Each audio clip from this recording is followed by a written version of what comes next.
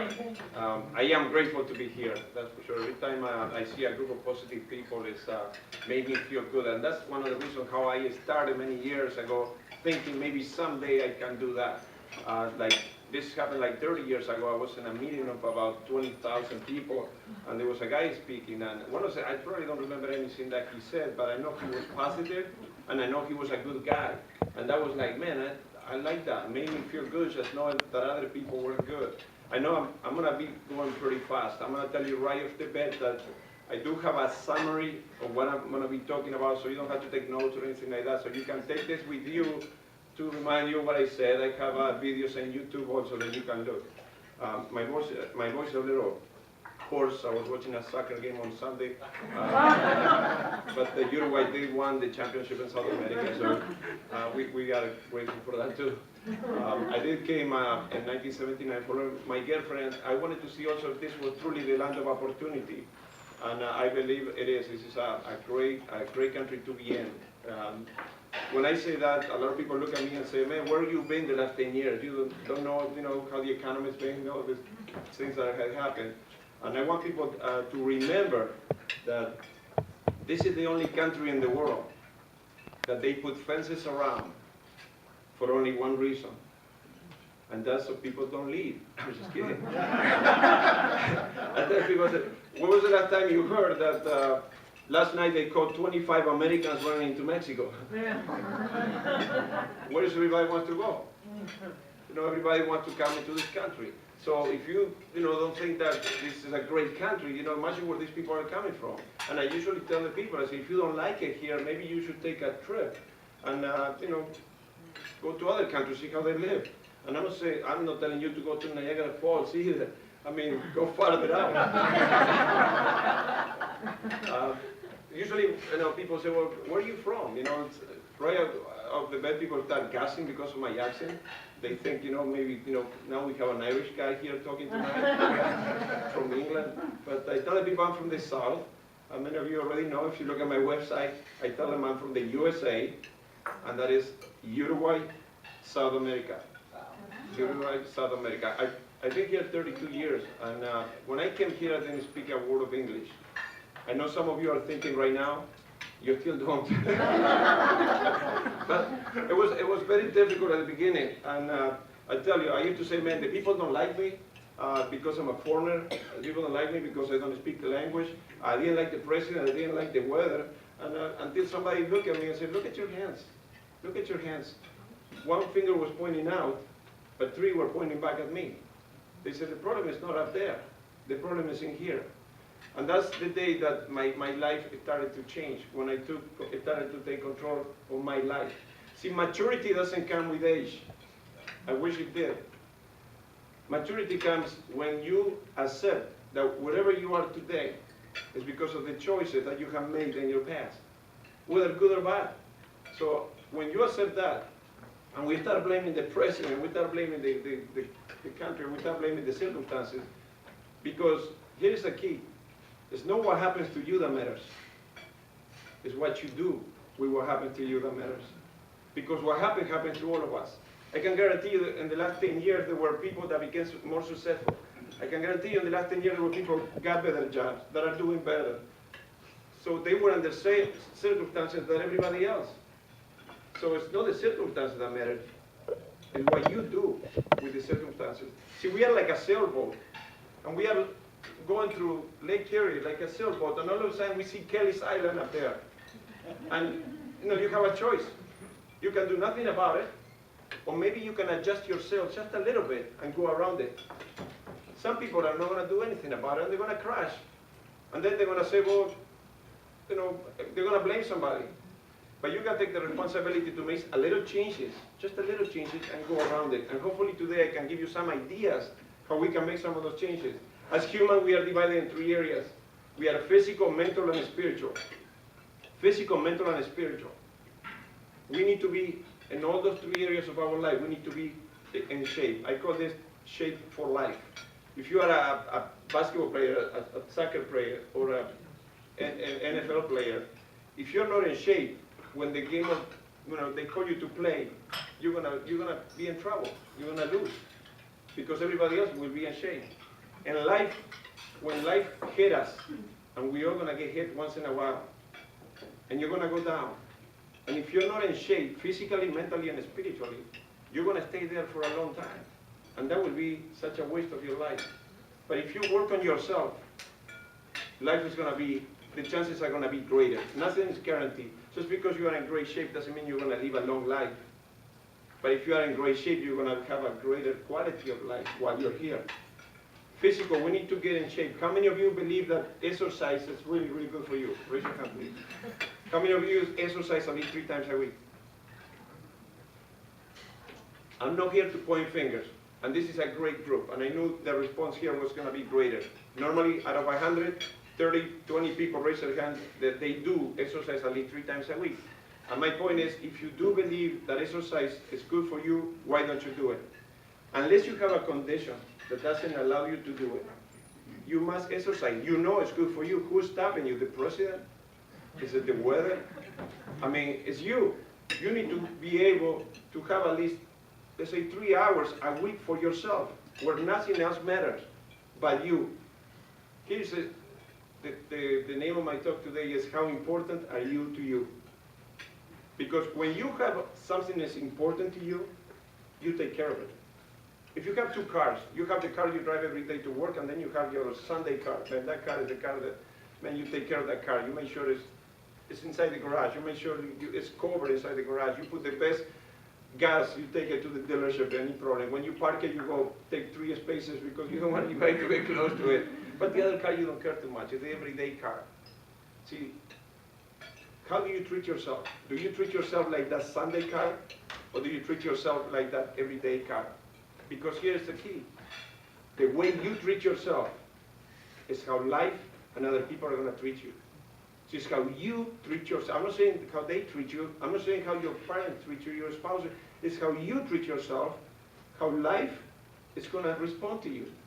See, who controls that? It's always you. We need to go to bed early. The study said that the best thing is to go to bed early. We sleep in 2 cycles. The first cycle is like from 10 to 2, and the second after that. The first cycle is the most important. You may say, well, I'm a night person. Great, I'm telling you the facts. I don't have time to go through all that stuff right now. I wish we had time. You need to go to bed early, get up early, because the night is not the end of the day. The night is the beginning of the new day. If you have a bad night, what are you going to be affecting? The next day, you want to have a good day the next day, make sure you go to bed early, start a good night. So that way you're going to guarantee a better chance for your next day. Make sure you eat the right thing. Make sure if you smoke, make sure do whatever it takes to stop it. Because if I ask you, I'm sure you know it's not good for you. So why you do it? But if you cannot exercise, if you never exercised in your life before, don't live here today and start running outside and get a heart attack and say, well, he said it was good. That's not what I'm saying. No, check with your doctor. If you have a condition, I understand. Then see what you can do. Maybe you can just move your arm, whatever you can do. I saw people in wheelchairs moving their arms and their heads. You know, so whatever you can do is going to help you. It's going to replenish your energy, physical, mental. How many of you believe that your mind is a very important tool that we have for our lives? And I know probably the response here, I can guarantee it, is how many of you the last month or 2 or 6 months have read a book or went to a seminar that it's going to help you to learn more about your mind, how to use it and get it better. And again, we have a great response here. It's, of course, it's a positive, I feel that's phenomenal. Most times the people say, about out of 500, I make it 6 or 7.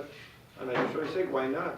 If it's the most important tool that you have, you know, if you don't know how to use it. Let's say you know, I love airplanes. I love, you know, like a little jet plane. Let's say somebody, friend of mine like Warren Buffett, I'm just kidding, but he decided to come over and said, look, because I know you like airplanes, I'm going to give you a little jet plane. And he brings it in and he puts it in my backyard. And I'm so excited, man. I'm taking pictures of the plane. I'm putting them in YouTube and Facebook, showing everybody. And the plane is sitting in the back there. And then they left a key there. I said, go ahead. And I get in this plane, and man, it's a $4 million plane, and I'm all excited about it. And I get in the cockpit, and I don't even know where to stick this key, and I'm looking at it, and it's like, so how good is this plane to me if I don't know how to use it or fly it, whatever you want to call it? We have a $1 billion computer here. How good is our $1 billion computer if we don't know how to use it. We need to find, and I know I'm in the right place here because I know that's what you're here for. We always have to find ways to use it. Just like a digital camera. A digital camera has many settings. But if you are like me, don't like to read the manuals, you find the auto mode, and auto's good. So start taking pictures in auto, and you go auto, and it takes good pictures because of the technology. But then you go to a party, and there is a guru and cameras there, and I said, let me see your camera. And they look at your camera, and they said, do you know you can take day pictures, night pictures, landscape pictures, portrait pictures, all this stuff, and you're like, I guess. But would you say that if you take the right setting for the right picture, it's going to be a lot better than just the auto mode, right? See, our brain is the same way. We have a lot of settings over here that we need to learn how to use it, just like the law of attraction, the law of gratitude. These are all settings that if we don't know how to use them, we could be using them anyway, but the wrong way. I am an electrician also. And I know by far that you see electricity can be used to cook a meal, or electricity can be used to cook a person if you don't know how to use it. It's the same force. The loss is the same, but if you don't know how to use it, you may be using it the wrong way. And the same thing with everything that we put together. We must become as positive as possible. We need to stay away from anything that is negative. We have two voices. We got the positive voice and the negative voice. The biggest fight that we're going to have in this life is not with anybody else. The biggest fight that we're going to have in this life is in here, between these two voices. The one that becomes the strongest, guess what? It's going to have a great influence in your life. The one that you feed the most. See, Canton was saying, you know, you have to control your thoughts. I'm going to add to that. How do you control your thoughts? By what you put in it. It's the only way that you can control your thoughts. If you put in negative things in your mind, guess what your thoughts are going to be about? More negative. If you are watching like the news, I tell people you're supposed to do not watch the news at all. The media could be great, the media could be really bad, but you have the power to control that. Just because you have a 25,000 square screen TV with all the stuff in there, doesn't mean that you have to have it on all day long. You have to control that. Okay, you have to, if you want to watch TV for 1 hour, one program, turn it on, turn it off, move on. The bottom line is, the people that watch TV the longest are the people that have the smallest income. The people that read the most are the people that make the most. My wife and I recently have been able to do some incredible trips, and guess who are the people that are there? They're not watching TV. You see them in the airport, you see them in the first class, you see them in the resorts. They all have their books, they all are reading these books. You know, we have to make the most out of here. People say, I need to know what's going on. I love it because somebody mentioned something that happened yesterday in the news, and everybody said, well, I didn't watch it, I didn't see it. I'm like, I know I'm in the right place. If people here don't watch the news, that's awesome. You don't have to watch the news to know. If something big happens, they're going to let you know. People love to tell you the bad news. Oh, did you hear what happened? No, I don't want to. But if something big happens, they're going to let you know. But you have to stay away. Stay away from the news. Stay away from soap operas. Stay away from those shows, those talk shows that they bring people that are like, those human beings. See, all that is like putting weeds in your garden. Who wants that? Life is hard as it is. Nobody ever made it anywhere being negative. Okay, and remember that your negative voice is the one that if you have a promotion, you have an opportunity to do something with your life, that negative voice is going to put you down. It's going to say, it's not for you, everybody's better than you. Remember the last time you failed. Why are you going to try that? So if you feel this voice is going to become strong. But if you feel your positive voice, that's what's going to happen. This is the voice that is going to help you. This is the voice that is going to say, go for it. This is going to be your cheerleader. Yeah, you can do it. Nobody is better than you. We are all equal. You have the same rights. You've been working at it. You've been working in your physical, mental, and spiritual. You can do it. Go for it. You feel good about yourself. See, there was a guy fishing in Lake Erie. And this guy, every time he caught a big fish, he threw it back into the water. Every time he caught a small fish, he kept it. Big fish, back into the water. Small fish, he caught it. And then people ask him, how come you threw the big fish back into the lake, but you saved the small fish? And he said, the reason is because in my house, I only have a small frying pan.